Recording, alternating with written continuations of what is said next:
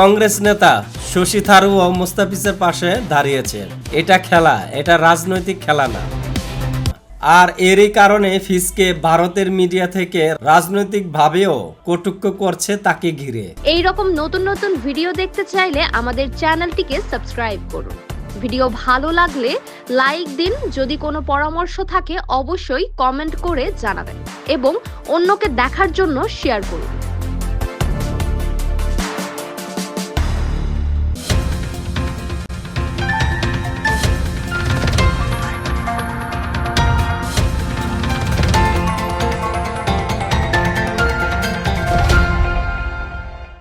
At 2 crore straight ahead, 220 Chennai comes in right ahead of you.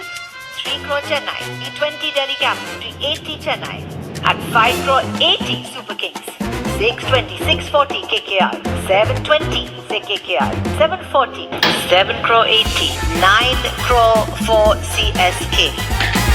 মুস্তাফিজকে ঘিরে ভারতের খেলা শেষ হবে কবে, এই ব্যাপারে যা জানা গেল ভারতীয় সূত্রে। And 20 for KKR, 920, 9 crore and 20 lakh. KKR, Mustafizur Rahman is yours.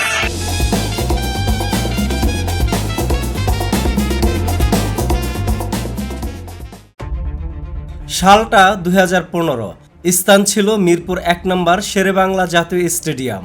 অভিষেক হয়েছিল এক নতুন অধ্যায়, যা একে একে নিয়েছিল 5টি করে উইকেট, তাও আবার বিশ্ব চ্যাম্পিয়নসদের বিরুদ্ধে। তিনি ছিলেন বামহাতি অফ কাটার মোস্তাফিজুর রহমান। আর তখন থেকেই হইচই পড়ে যায় বিশ্ব ক্রীড়াঙ্গনে। কে এই অফ কাটার, কি তার পরিচয়, সে এতদিন কোথায় ছিল, কেন এর আগে ক্রিকেট খেলতে আসেনি, আর কিভাবে তিনি এক এক করে কেড়ে নিল বিশ্ব চ্যাম্পিয়ন ভারতের 5টি উইকেট। তারা ছিলেন ফর্মে থাকা ভারতীয় বিখ্যাত ক্রিকেটার খেলোয়াড় রোহিত শর্মা, অজিঙ্কা রাহানে, সুরেশ রায়না, রবীন্দ্রচন্দ্র অশ্বিন এবং রবীন্দ্র জাদেজার মতো বিখ্যাত প্লেয়াররা। এদেরকে আউট করে মুস্তাফিজ রেকর্ড করেছিলেন 9 ওভার 2 বলে 50 রান দিয়ে।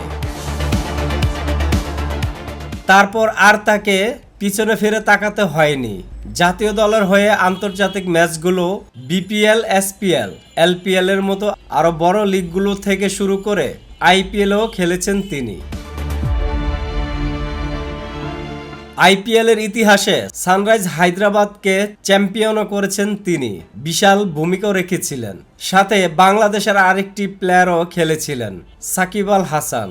কিন্তু তারপরেই 2 কোটি রুপির বেশি মুস্তাফিজকে নিতে কেউ আগ্রহ দেখাতো না আইপিএলে। যে মুস্তাফিজকে আগে কেউ 2 থেকে 3 কোটি রুপিতেও কেনেননি, এবার 2025-এ কলকাতা নাইট রাইডার্স তার জন্য 3 গুণের বেশি অর্থ কেন খরচ করেছেন? কারণ জানা গেল বাংলাদেশি খেলোয়াড় নাকি অন্য কিছুর ইঙ্গিত। এক কথায় উত্তর হতে পারে নিশ্চয়ই বিশেষ পরিকল্পনা আছে। মুস্তাফিজকে নিয়ে কলকাতা কোচ অভিষেক নায়ারের মুখের হাসি ইঙ্গিত দিচ্ছিল মুস্তাফিজকে তাদের কত প্রয়োজন। তবে কি বাংলাদেশের দর্শক আশা করতে পারেন এবার আইপিএলে নিয়মিত খেলবেন মুস্তাফিজ? তা ঘিরেও আছে ধোঁয়াশা। এরই মধ্যে রাজনৈতিক রোষানলের শিকার হচ্ছেন মুস্তাফিজ, যা তাকে ঘিরে চলছে ভারতের ক্রীড়াঙ্গন থেকে শুরু করে রাজনৈতিক দলগুলোর মধ্যেও। মুস্তাফিজকে খেলানো যাবে না আইপিএলে, তবে এর দাঁত ভাঙা জবাব দিয়েছিলেন দলটির চেয়ারম্যান শাহরুখ খান।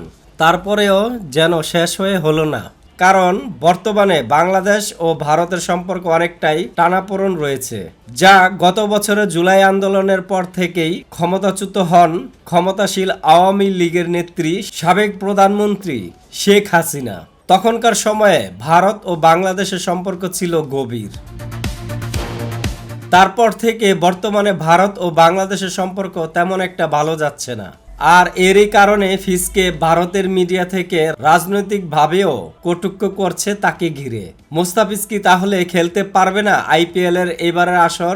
আইপিএল এর এবারের আসরে যদি না খেলে তাহলে কি সে টাকা পাবে না পাবে না, প্রশ্ন থেকেই যায়। যদিও 9 কোটি 20 লক্ষ রুপিতে মুস্তাফিজকে কিনেছিলেন কেকেআর। এইবার ভারতের ক্রীড়াঙ্গনের ও রাজনৈতিক নেতারা তার পাশে দাঁড়িয়েছে, কারণ মোস্তাফিজ একজন নিরীহ। সে কোনো রাজনৈতিক বা নেতিবাচক কোনো মন্তব্য করে না ভারতের ব্যাপারে। সে হিসাবে তাকে ঘিরে যা হচ্ছে মোটেও ঠিক হচ্ছে না, বলছেন ভারতের ক্রিকেটার মোহাম্মদ কায়েফ।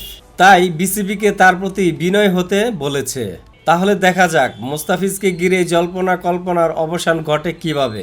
আজও কি মোস্তাফিজ 2026-এর ক্রিকেটার আসর IPL খেলতে পারবে কিনা।